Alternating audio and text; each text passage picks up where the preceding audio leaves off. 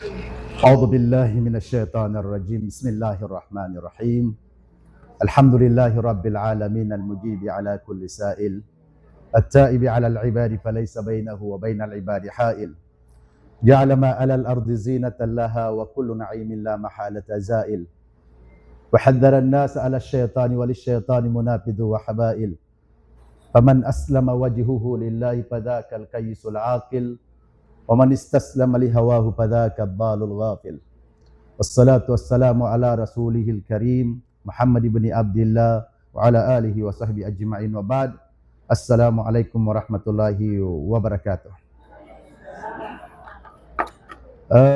Una sa lahat, tayo po nagpapasalamat kay Allah Subhanahu wa Ta'ala sa malaking gabay na tayo ay nandito ngayon.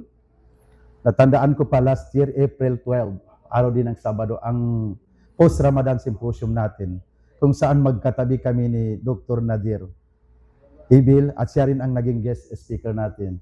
At saka katabi ko rin si Ustadza Salama at saka nung hindi pa dumating si Dr. Nadir, ang katabi ko si Dr. Nasruddin Musa. So, wala na po siya ngayon. Hindi na po natin siya kasama ngayon. So, ganyan din ang buhay natin. Huwag magpakakampante kasi hindi natin alam na dito tayo matitigok o dyan sa labas. Ang importante, katulad ng sabi ko sa inyo, every day, every minute, kahit saan ka, ay handa kang kunin sa iyo ni Malakalmot ang iyong niyawa. Okay. At saka, huwag rin kalimutan, ang remind ko before my topic, sa bawat lakad ninyo, huwag niyong kalimutan ang abdas. Okay? So ngayon, bago ako papasok sa aking topic, ako'y nagpapasalamat sa inyo sa lahat-lahat, Ma'am Suad, at saka may itinuturing kong idol friend, Ma'am Sarapia Talapas. Okay? Kasi, bakit? Kasi noong kasagsagan ng noong una, hindi namin akalain na siya ang magiging acting division ng ano. Okay? So, that time alam natin na medyo ano yung situation.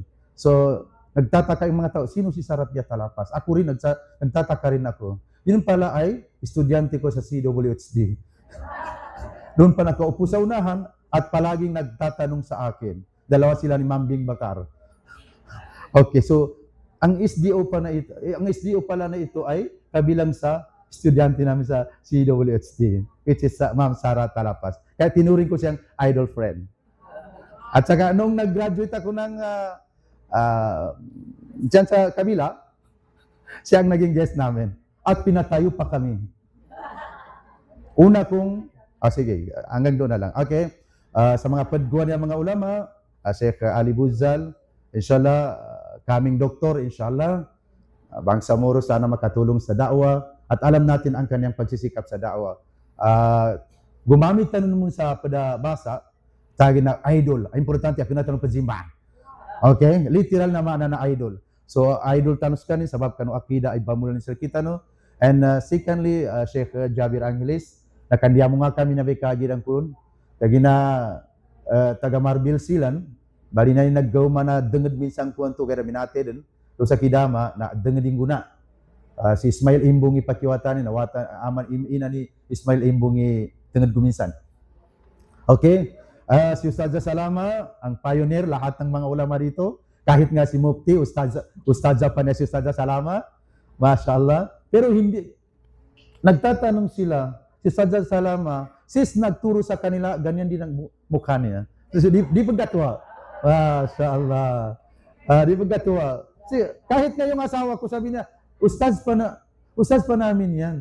Pero ngayon, ganyan magmumukha. Ustadza, baka may sekreto dyan. Okay.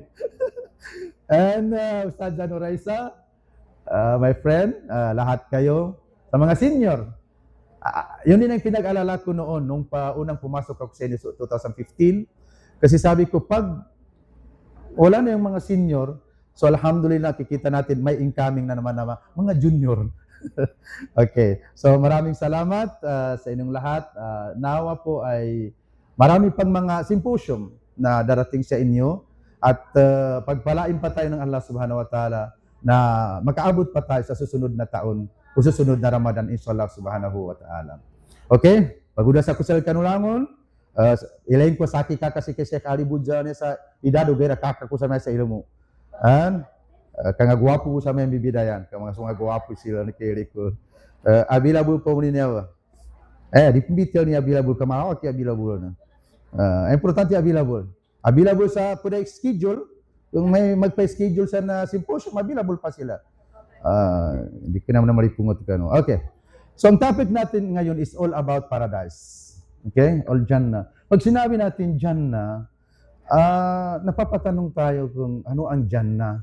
Okay? Kasi, tandaan natin, dito sa mundo, ang nag-aagawan dito, hak at saka batil.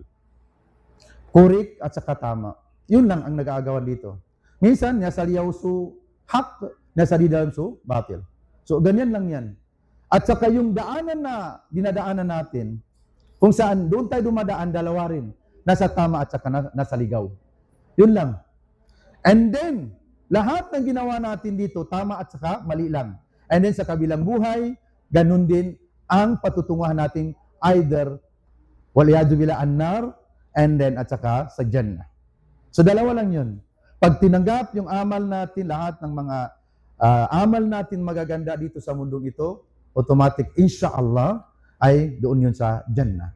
Pag hindi tinanggap at saka hindi napasensya ng Allah subhanahu wa ta'ala sa atin ang ating mga kamalian, ay yun ay pagbabayaran natin sa ampoy na impyerno, wal iyadu billah. Sa Baplo, ang dahil dyan, ay ang Jannah, paano ba ang Jannah? Pag nagbumuni-muni tayo, nag-isipan natin ang Jannah, sabi mo, Ya Allah, pasurga ko ka. Ya Allah, pasurga ka sigiraw. Sana papasukin siya ng Allah subhanahu wa ta'ala sa Jannatul Firdaus. Masya Allah. So lahat naghahangad ng Jannah. Okay, Masya Allah. Sa Jannah, walang masama sa Jannah. Walang masama sa Jannah. Sa mundo, hindi katulad sa mundo, lahat ng ginawa ng Allah subhanahu wa ta'ala sa mundong ito ay magkatuwang. Diba? Paris. Wa khalaqnakum azwaja. Mabuti, masama. Malamig, mainit. Ngayon, malamig dito. Paglabas natin dyan, mainit na mamaya. Okay. So, ganyan din. Isipin natin, nabubuhay tayo, mamaya, mamamatay na tayo. Okay? Huwag kayong matakot dyan. Okay? Katulad ng sinabi ko sa inyo noon at saka kwento ko sa inyo noon, ako, last pre-Ramadan symposium, nasa Pacheco ako. Nagtanong ako, teacher at saka students. Sabi ko, sino sa inyo ang gustong makapasok sa paraiso? Sa Jannah, lahat tinaas ang kamay. Paglipas naman, ilang minuto, nagtanong naman ako uli, sino gusto sa inyong mamatay? Kahit sa teacher, walang tumaas ang kamay. So, paano kayo makapasok ng Jannah kung hindi ka mamamatay? So, huwag kayong magpakakampante. Okay. Okay, sa Jannah, sinabi ng Allah subhanahu wa ta'ala sa suratul Baqarah, ay 25 verse, chapter 2. Sabi ng Allah, tajri min tahtihal anhar. Mashallah. May mga ilog doon, na kung saan kahit magtampisaw ka pa doon, walang mangyayari sa iyo. Di ko naman siya sa dunya na mga pila ka minuto si kabay ganun ka, rininasan ka doon. May rashes ka na. Doon, wala pong rashes doon. Mashallah. Kahit buong araw ka maligo, hindi ka susumpungin ng inyong trangkaso. Doon sa Jannah. Pangalawa, nakatangian ng Jannah, walang lungkot at kalungkutan. Ano ang dalil? Sabi ng Allah subhanahu wa ta'ala, la khawfun alayhim walahum yahzanun. Surah Yunus, o Surah Yunus, ayah 62, chapter 10. So, ibig sabihin, hindi ka nalulungkot doon. Kahit nag-iisip ka, nag-imagine ka, hindi ka malulungkot. Dito minsan, nag-imagine ka ng maganda, bigla-bigla pumasok sa isip mo ang lungkot. Naisip mo ang mga nagdaan sa'yo, kung ano-ano pang mga nangyari sa iyong buhay, naisip mo, bigla kang napaisip doon, napabalik tanaw ka doon, at saka bigla kang nalungkot. Wala lungkot doon sa Jannah, pagpasok mo sa Jannah. Pangatlo na katangian ng Jannah o paradise ay sabi ng Allah subhanahu wa ta'ala, walang pagod o hirap. Hindi katulad dito na lahat ay nagpapakapagod dahil sa marangyang buhay sa mundo o kano-ano pa mang bagay na gusto niya, kailangan mong magpapagod. Kahit nga sa ibada, kailangan mo rin magpapagod. Pero pag nagpapagod ka dito sa mundo, inshallah, wala kang pagod pagpasok mo ng Jannah. Allahumma amin. Mashallah. Nagpapakapagod tayo dito. Di ba? Ang iba sa atin may schedule. Hindi ako pupunta doon kasi may symposium sa Pagana ngayon. Hindi lang, pero kailangan, ikhlas kayo. Hindi ibig sabihin na pumunta kayo dito kasi hindi niyo nakita si Ali Budzal, Sheikh Ali Budzal. Kasi nakikita ko lang sa Facebook.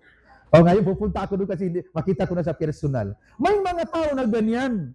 Pag, ampun mo, kadi ko na siya Sheikh, pag umay ka na ning kayo mga sikat gay doon, pagatin, katigin, pahabado ka, lukumaylay. Di ka na ikhlas.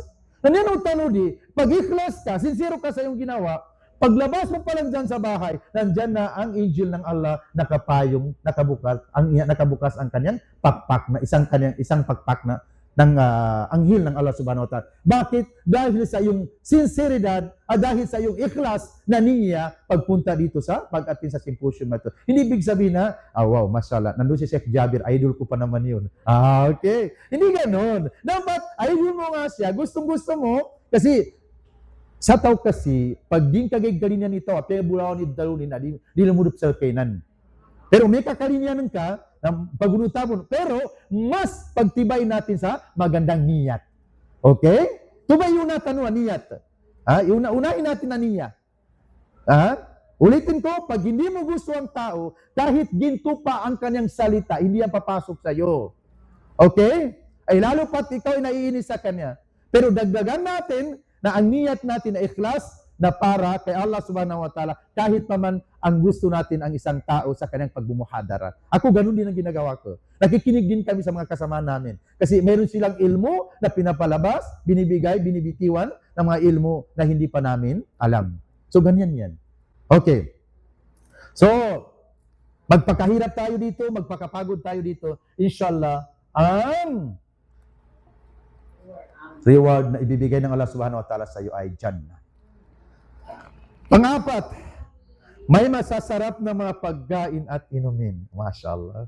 Kulu washrabu hani'a. Surah Tur, aya 19, aya 52. So sabi ng Allah subhanahu wa ta'ala, doon sa Jannah, meron siyang ginawa doon para sa mga taong nagpapakahirap sa dunya, sa mundo, pagpasok doon, meron silang mga masasarap na pagkain at saka inumin. Hindi katulad ng mga pagkain dito, pag kinain mo, either diabetes at saka high blood. Lahat ng gusto mo, masasarap, pinipigilan ka naman. Bakit? May high blood ka. Pag walang high blood, lumalabas si uric acid. Paglabas ng uric acid, sasakit ang mga buto. Labas ang senior. So ngayon, nagpapakahirap ka dito dahil kay Allah, ginawa mo lahat ng gusto niya at iniwasan mo ang lahat ng ayaw niya. Papasok ka sa paraiso, wala kang sakit, nandun ang masasarap. Pag kinain mo, walang sakit na makukuha sa mga pagkain sa surga. Panglima, para madali kasi sinabi ko kay Sheikh Jabir na pababain ko lang sa akin kasi gusto ko kayong pakinggan. Mashallah. Okay. Panglima, magagarang damit at alahas. Mashallah. Ngayon kahit hindi alahas, makikita mo yan. At gusto ko kayo i-remind, kabilang sa pinagmulang ng takabur ay mga marangyang bagay. Mararangyang bagay. Pag ang tao ay hindi na-Islamize ang kanyang puso. Iba na yung na-Islamize. Diba? So, kahit wala kang alahas dito, pabayaan mo na lang. Doon mo lang kunang bala alahas mo sa kabilang buhay. Doon sa surga, inshallah subhanahu wa ta'ala. Kahit wala kang magaganyan, wala kang magaganon, at least doon sa surga, naghihintay sa iyo, inshallah subhanahu wa ta'ala. Yuhallawna fiha min asawira min dhahab. Surat Al-Kahf. Sabi ng Allah subhanahu wa ta'ala. Pang-anim, may liwanag at kagandahan. Masya Allah. Makikita mo ang mga taong nakapasok sa surga, walang nakasimangot sa kanila. Hindi katulad dito. Gaano ka mang kaganda pag nakasimangot ka, lumalabas ang tunay mong anyo at tunay mong kagandahan at kapangitan. Okay? So, doon sabi ng Allah subhanahu wa ta'ala, sa surat Al-Mutaffifin, tu'rafu fi wujuhihim nadratan na'im. Ta'rifu fi wujuhihim nadratan na'im. Masya Allah. Makikita mo masayang-masaya ang kanilang mga pagmumukha. Nasisiyahan sila. Masya Allah. Ito pa lang, pagod na pagod ka bumangon sa subo. Ngunit bumangon ka kahit gaano man kasakit ang mga tardas.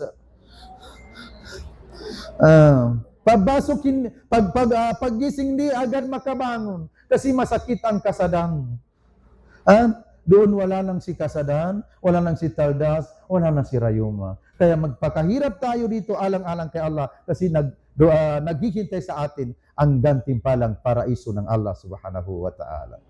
Alam niyo, isa sa bilib ako sa inyo. Bilib ako sa inyo lahat. Pati sa inyo lahat.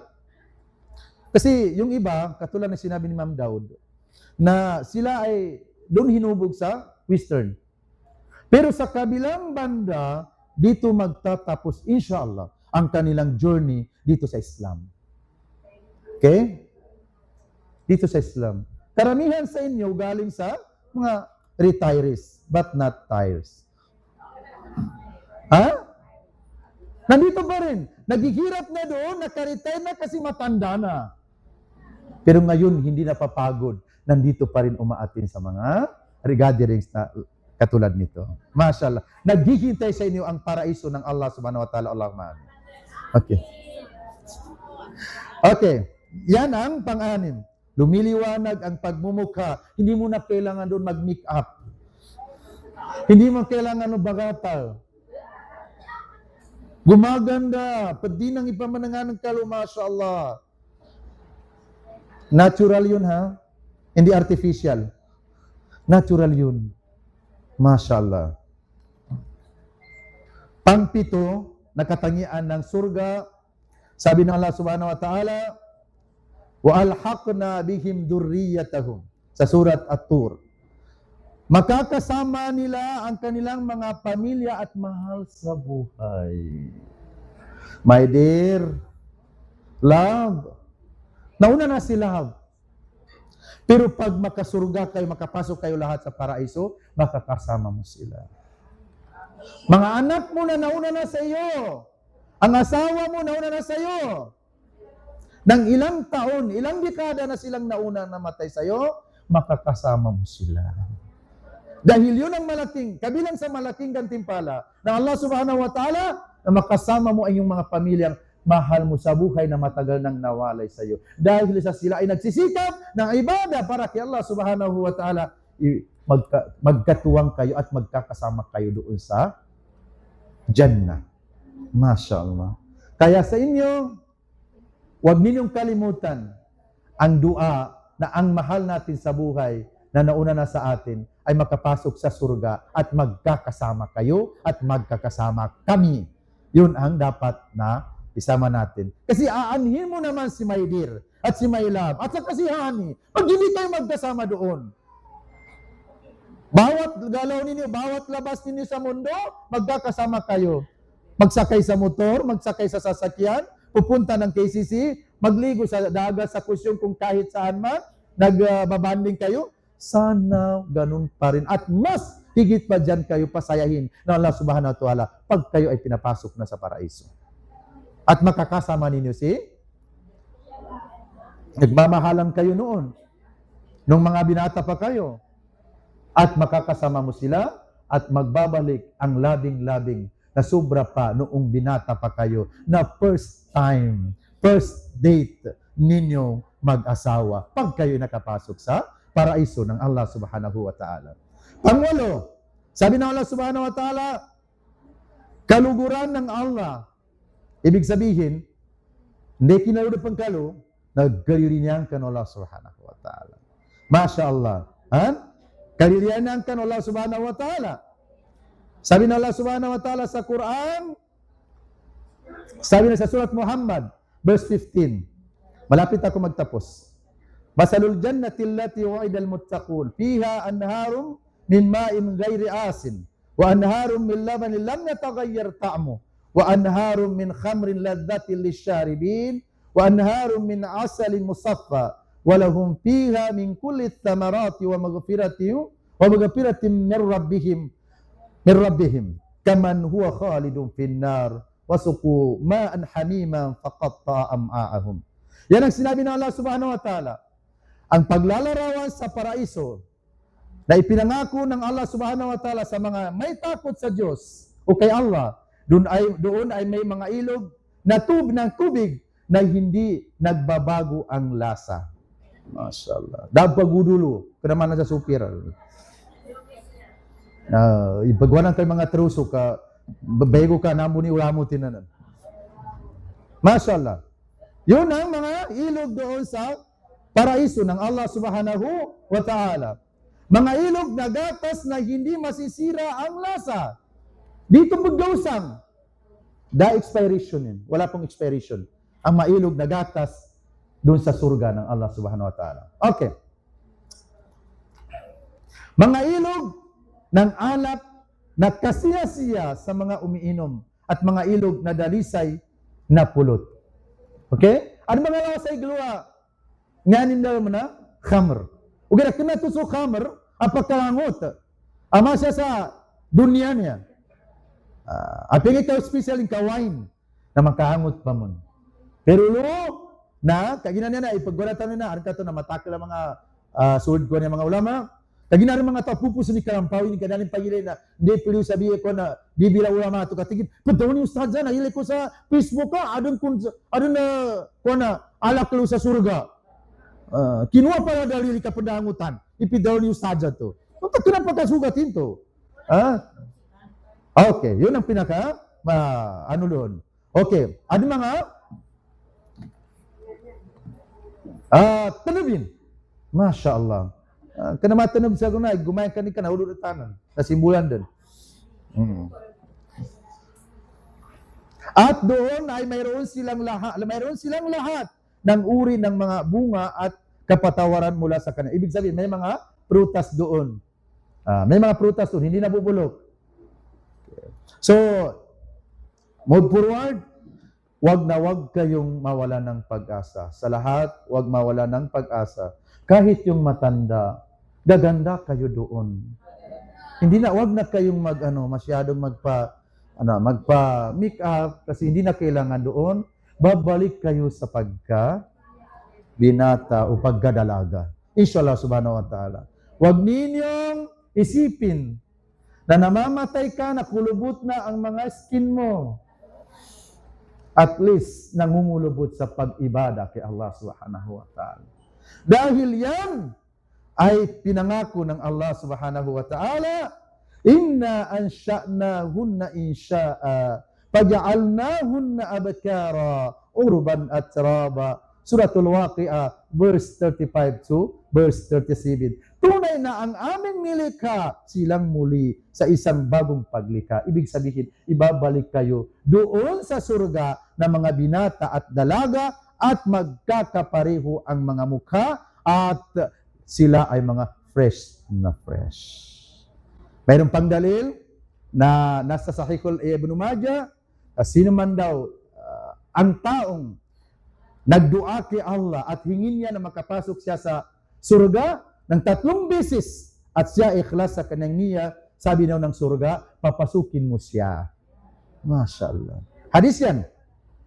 At sino daw ang taong magpapakup-kup kay Allah para hindi makapasok sa naraka na 3 beses na idua kay Allah subhanahu wa ta'ala, sabi ng naraka, wag mo siyang papasukin sa akin. Mashallah. With that, inshallah, maraming salamat. Balasan ka ng Allah subhanahu wa ta'ala. Ang gantimpala nawa ay pagkaloob ng Allah subhanahu wa ta'ala sa atin sa dunya hanggang sa kabilang buhay na tayo ay mamamatay na madali tayong tayo ay pinapasensya ng Allah Subhanahu wa Ta'ala, at habang hindi pa tayo patay, gabayan sana tayo ng Allah Subhanahu wa Ta'ala sa tuwid na landas. With that, thank you so much. Shukran. Wassalamualaikum warahmatullahi wabarakatuh. No? Ada mo siya? Waalaikumsalam warahmatullahi wabarakatuh. Siguro yung example lang ko kay Ustaz sa dinala mo kami sa